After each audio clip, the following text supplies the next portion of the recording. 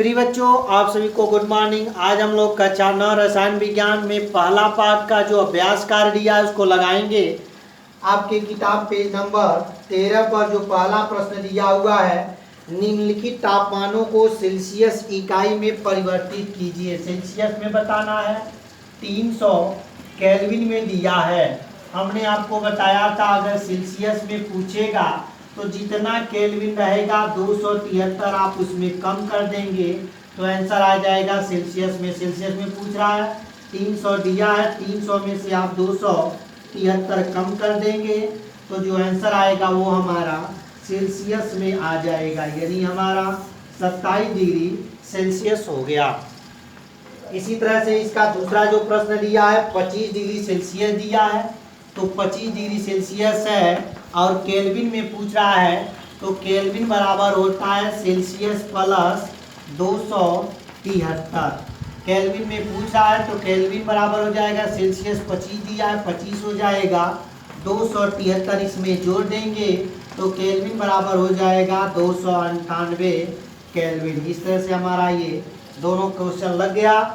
इसका दो प्रश्न दिया हुआ है, आप इसे एक एक क्वेश्चन लगाएंगे। एक एक क्वेश्चन हम लगा चुके हैं। इसमें तीसरा प्रश्न दिया है, नेफ्थलीन को रखा रहने देने पर यह समय के साथ कुछ भी ठोस पदार्थ छोड़े बिना अदृश्य हो जाता है। नेफ्थलीन होगा, नेफ्थलीन को आप एक प्लेट में लीजिए। प्लेट में लेने के बाद से यह सॉलिड अवस्था में होता है, सॉलिड अवस्था में है और कह रहा है कि नेफ्थलीन को रखा रहने देने पर यह समय के साथ कुछ भी ठोस पदार्थ छोड़े बिना अदृश्य हो जाता है। यानी अगर रखा जाए समय के साथ साथ सीधे सीधे यह गैस की अवस्था बना लेता है। तो आपने पढ़ा होगा ऊर्ध्वपातन की अभिक्रिया, यानी किसी ठोस को बिना द्रव में बदले सीधे गैस की अवस्था में बदला जाता है। तो यह जो प्रोसेस है, यह जो क्रिया होती है ऊर्ध्वपातन की क्रिया होती है। तो नेफ्थलीन में भी ऊर्ध्वपातन की क्रिया होती है, रखते हैं और समय के साथ साथ सीधे जब ठोस अवस्था में रहता है और सीधे गैस की अवस्था में बदल जाता है, जबकि लिक्विड में ये नहीं बदलता है। ऐसी अवस्थाएं जब ठोस को सीधे गैस में बदला जाए, बिना द्रव अवस्था में बदले सीधे गैस में बदला जाए, तो वह जो अवस्था कहलाती है ऊर्ध्वपातन की अवस्था कहलाती है। अब आगे इसका जो तीसरा प्रश्न दिया है, तीसरे का दूसरा दिया है, हमें इत्र की गंध बहुत दूर बैठे हुए भी पहुंच जाती है। इसका कारण है इत्र जो होता है, इत्र कई गैसों का लिक्विड का मिश्रण होता है। तो जानते हैं इत्र में गैस होते हैं।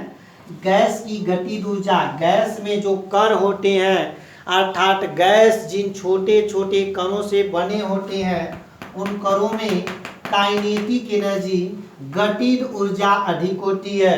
गतिज ऊर्जा अधिक होने के कारण इनके कण एक दूसरे से बहुत दूर होते हैं। गतिज ऊर्जा अधिक होने के कारण एक दूसरे से टकराते हैं, टकराने के कारण बहुत दूर हो जाते हैं, जिससे दूर रहे व्यक्ति या दूर खड़े व्यक्ति के पास भी इस गैस या इस सेंट की स्मेल यहाँ तक पहुँच जाती है। समझिएगा, यहाँ सेंट है, यहाँ व्यक्ति खड़ा है। जब गैस को खोला जाता है तो इनके कणों के बीच में गतिज ऊर्जा बढ़ती है। गतिज ऊर्जा बढ़ने का मतलब गति बढ़ गई, गति बढ़ेगा, टकराएगा, टकरा करके बहुत दूर दूर तक चले जाते हैं। और जहाँ अगर यहाँ व्यक्ति है तो इस व्यक्ति के नाकों तक इसकी स्मेल पहुँच जाती है। तो कारण इसका क्या होगा? क्योंकि गैस के कण में गतिज ऊर्जा अधिक होती है, अधिक टकराते हैं, अधिक दूर दूर रहते हैं और यही कारण है कि दूर हुए व्यक्ति यानी दूर खड़े व्यक्ति के नाक तक भी इत्र की सेंट पहुंच जाती है।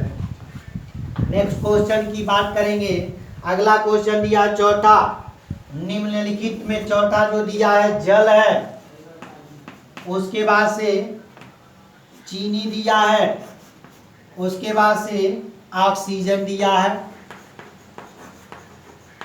और कह रहा है निम्नलिखित पदार्थों को उनके कणों के बीच बढ़ते हुए आकर्षण के अनुसार व्यवस्थित कीजिए। जल हम जानते हैं जल द्रव अवस्था में पाया जाता है, उसी तरह से चीनी ठोस अवस्था में पाया जाता है, जबकि ऑक्सीजन गैस की अवस्था में पाया जाता है। हम जानते हैं कि जो ठोस के कण होते हैं बहुत पास पास होते हैं, बहुत पास पास होंगे, जबकि द्रव के कण जो होते हैं ठोस की अपेक्षा दूर दूर होते हैं, जबकि गैस के और अधिक दूरी पर होते हैं।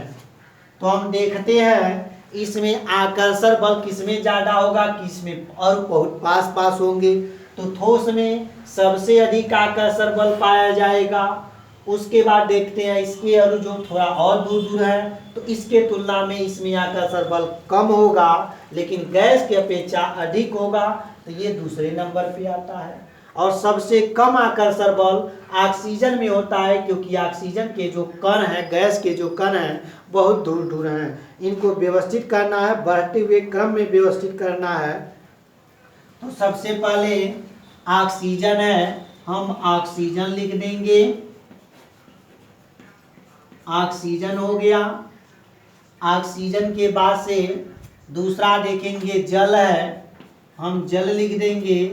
तीसरा हमारा चीनी है, चीनी लिख देंगे। अगर इसको बढ़ते हुए क्रम में लिखना है तो हम इसको ऐसे बढ़े हुए चीनी के रूप में लिख सकते हैं, इसको ऐसे कर देंगे, इसको ऐसे कर देंगे। यानी ऑक्सीजन में जो आकर्षण बल होता है जल के अपेक्षा कम होता है, या जल में आकर्षण बल ऑक्सीजन की अपेक्षा अधिक होता है। उसी तरह से चीनी में आकर्षण बल सबसे अधिक होता है या जल से अधिक होता है। अवस्था की बात करें तो यहाँ पे हम ठोस लिख देंगे, क्योंकि ठोस है चीनी। जल में हम द्रव लिख दें। उसी तरह से ऑक्सीजन गैस है, हम यहाँ पर गैस लिख दें। इस तरह से हमारा यह आंसर पूरा हुआ। अगला क्वेश्चन देखते हैं।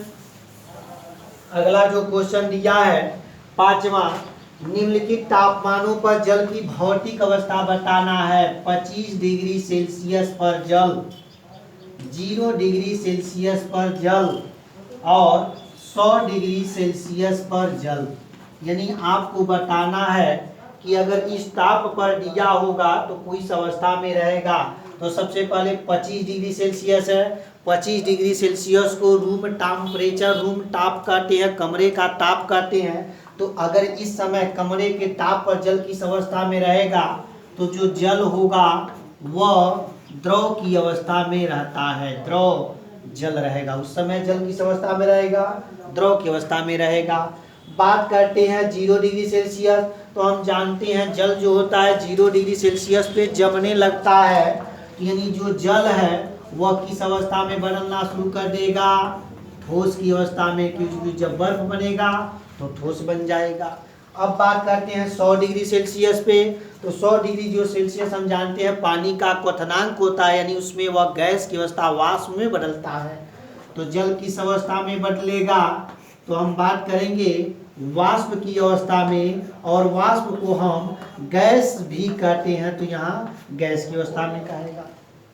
तो 25 डिग्री सेल्सियस पे जल द्रव अवस्था में रहेगा, 0 डिग्री सेल्सियस पे ठोस बन गया होगा, बन रहा होगा, और 100 डिग्री सेल्सियस पर जो जल है वह गैस की अवस्था में बना चुका होगा। इसलिए यह भाप बनेगा, खौलेगा, उस समय बर्फ जमा होगा, और 25 डिग्री सेल्सियस पे जल जिस अवस्था में रहता है अर्थात द्रव अवस्था में रहेगा। अगला क्वेश्चन दिया हुआ है 6वां, जल कमरे के ताप पर द्रव है, इसकी पुष्टि करिए। कैसे कमरे के ताप पर द्रव है, तो हम जानते हैं द्रव अगर किसी कंटेनर में रखा जाए तो वह जिस कंटेनर में रखा जाता है, सबसे पहले अगर कमरे में एक गिलास है, उस गिलास में पानी रखें तो वह गिलास का रूप धारण कर लेता है, कौन, पानी। क्वेश्चन दे रहा है कि रूम टेम्परेचर पे कैसे पानी द्रव है, इसको बताएंगे।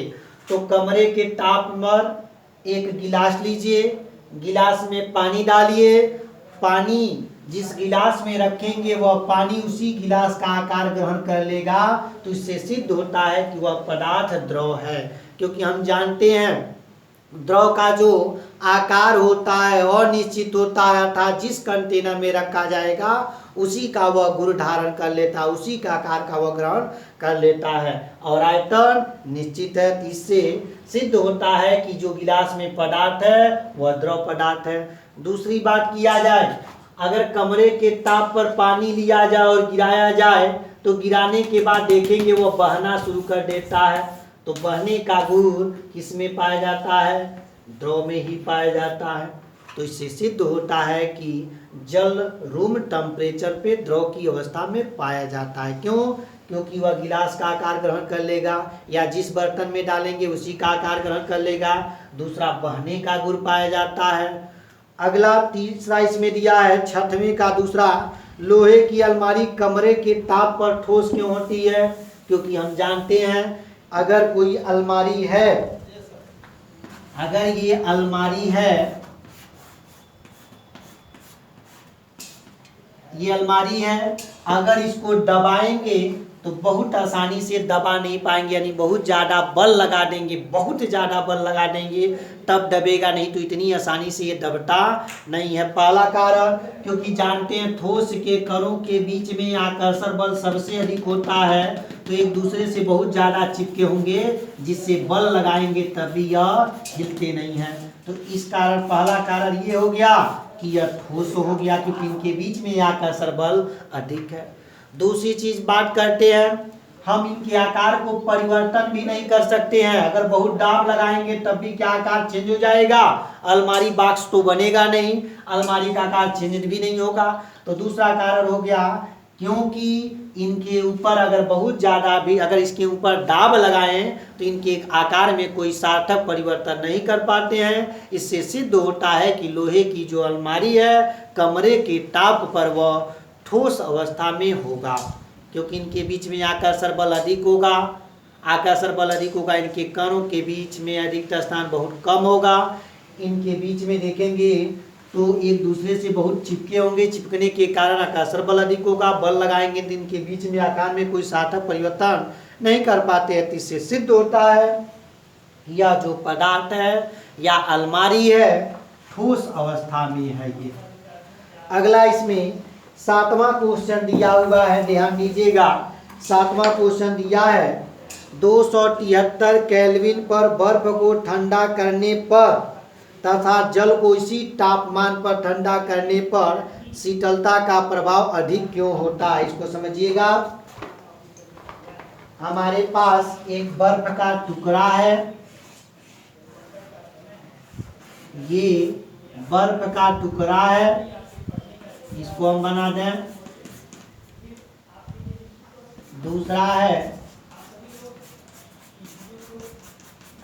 दूसरा हम एक कंटेनर है, इस कंटेनर में हम जल डाल दें। हम जानते हैं इसका 273 इसका भी दिया है केल्विन और 273 इसका भी केल्विन दिया है। दोनों का टेम्परेचर बराबर है। बर्फ है, हम यहाँ पर बर्फ लिख दें। यह पानी है, हम यहाँ पर पानी लिख दें।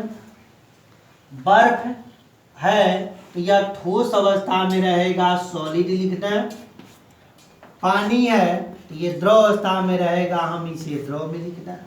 अब कह रहा है कि अगर एक हाथ बर्फ पे रहेगा आपका और एक हाथ पानी में रहेगा तो सबसे ज़्यादा ठंडक इस बर्फ पे महसूस होता है। इसका कारण बताइए, समझिएगा।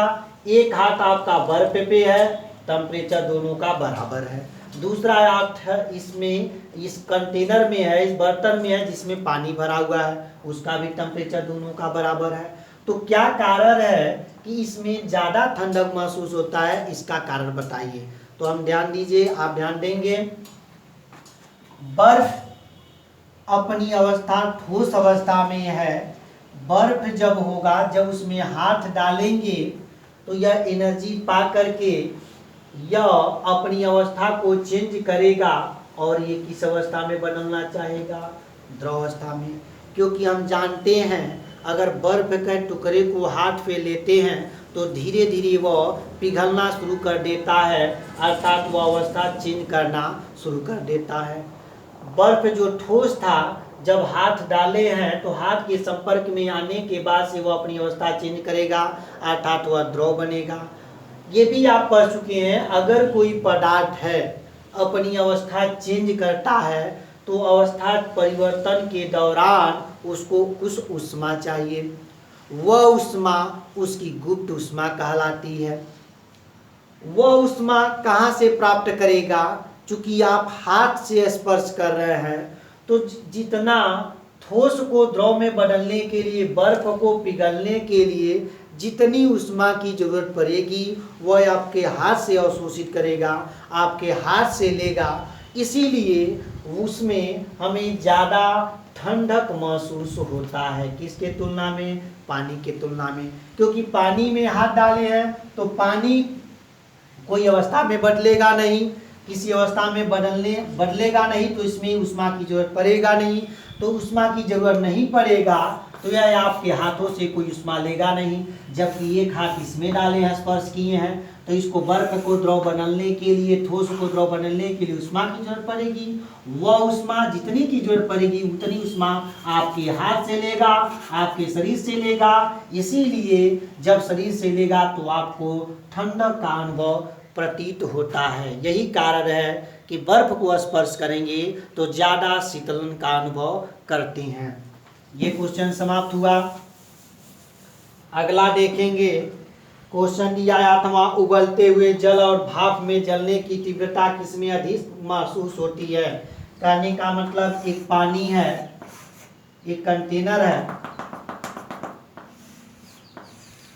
इस कंटेनर में पानी है, दूसरा कंटेनर है, देख रहे हैं यहाँ पे, इसमें भी पानी भरा हुआ है।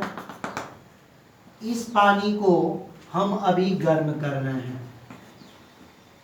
गर्म हो रहा है धीरे धीरे। यह पानी ऑलरेडी गर्म हो चुका है, यानी अब ये इसका जो टेम्परेचर होगा 100 डिग्री सेल्सियस हो गया है। तो धीरे धीरे इसमें से देखेंगे तो वेपर निकलेगा, क्योंकि अब ये गर्म हो रहा है, यानी इसको अभी गर्म कर रहे हैं। जबकि ऑलरेडी 100 डिग्री सेल्सियस इसका हो चुका है।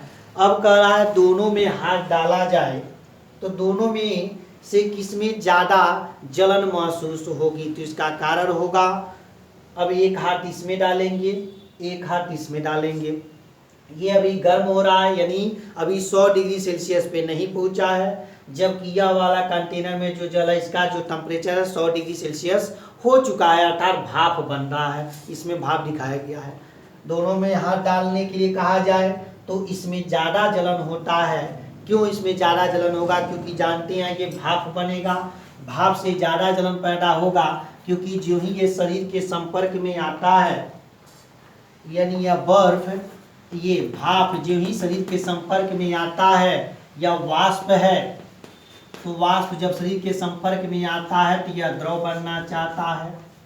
तो वाष्प को द्रव बनने के लिए फिर ऊष्मा चाहिए, वह ऊष्मा आपके हाथों से लेता है। चूंकि ये भाप है, वाष्प है, गैस है, द्रव बनना है, तो द्रव बनने के लिए, अवस्था परिवर्तित करने के लिए कुछ ऊष्मा चाहिए। वह ऊष्मा आपके हाथों से ले लेता है, इसीलिए इसमें ज़्यादा जलन पैदा करता है, ज़्यादा जलन देता है। किसके तुलना में? केवल गर्म पानी के तुलना में। इसमें अगर हाथ डाले हैं, इसमें हाथ डाले हैं, इसमें कम जलन पैदा करता है, क्योंकि ऑलरेडी द्रव ही है, द्रव ही है, द्रव को बदलना नहीं है, अवस्था परिवर्तन करना नहीं है, तो आपके हाथों से ऊष्मा लेगा नहीं, इसलिए कम जलन होगा। क्योंकि गर्म है इसलिए जलन होगा। जलन तो दोनों से होगा, लेकिन सबसे ज़्यादा जलन इससे होगा। इसका कारण ये है, भाप से जलना है, भाप को द्रव बदलने के लिए आपको ऊष्मा देना पड़ेगा, वह ऊष्मा आपके हाथों से लेता है, इसलिए ज़्यादा जलन पैदा करता है। इस तरह से हमारा जो पहला पार्ट था, पहला पार्ट का अभ्यास कार्य, सब जो अभ्यास में प्रश्न दिया वह पूरा हुआ। आप इसे अपने कॉपी पे नोट करेंगे, आंसर लिखेंगे। आज के लिए बस इतना ही। से सब नेक्स्ट वीडियो में नए टॉपिक पे, नए पार्ट पे बात करेंगे। तब तक के लिए धन्यवाद।